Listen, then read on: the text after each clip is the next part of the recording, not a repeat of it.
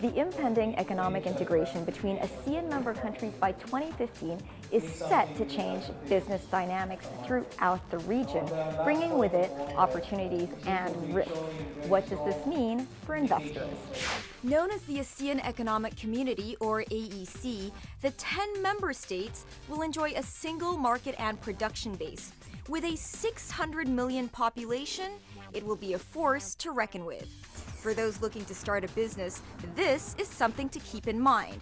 Your market has just grown ninefold. Local companies, such as small and medium enterprises, will have a good chance at growing.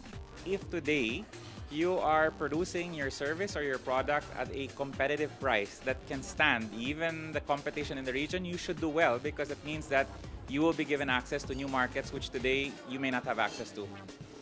If, however, your cost of production is higher or you're less efficient than your competitors in the region, then life will get tougher. Tariffs are set to be lowered and in some cases removed completely, but non-tariff barriers like port rates and customs fees still need to be looked at. According to Punong Bayan and Aralio CEO Maria Victoria Españo, the Philippines has some of the highest trade costs in the region.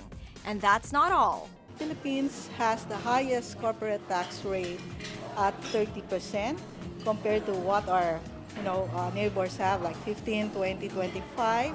Individual income tax rate is also high at 32%. I think we cannot avoid looking at how our neighbors are doing in the field of taxation. Españo says the top 3 industries to be affected by the integration are services, exports, and agriculture.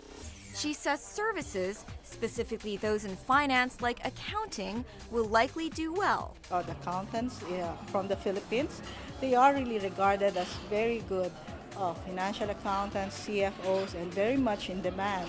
So if this regionalization really happens, that would mean that our own Filipino CPAs would be able to practice in Indonesia, Singapore, Malaysia, or any other country in the region. And for those dreaming of exporting products, look to our ASEAN neighbors for quality items you can offer at a competitive price.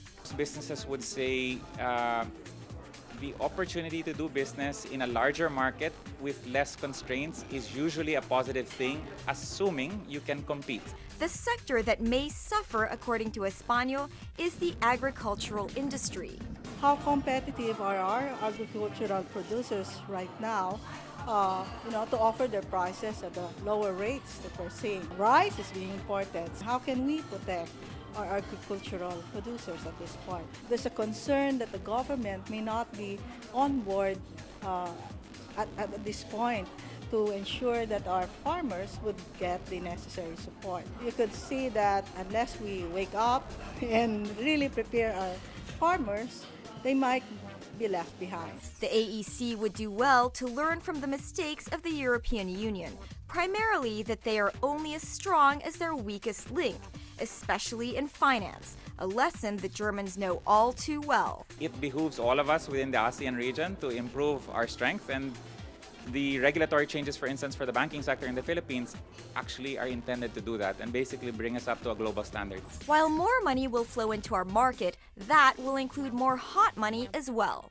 And our market correlation to our neighbors will increase as our domestic consumption may drop along with the dropping of trade barriers. Ultimately, the biggest winner will be the consumers. Whether or not integration is a net plus or minus, I believe that for the consumer, if the consumer is given choice to get the more comprehensive, competitive, cost-efficient service, then the consumer should benefit. Now, whether or not the companies can benefit from that is a different story.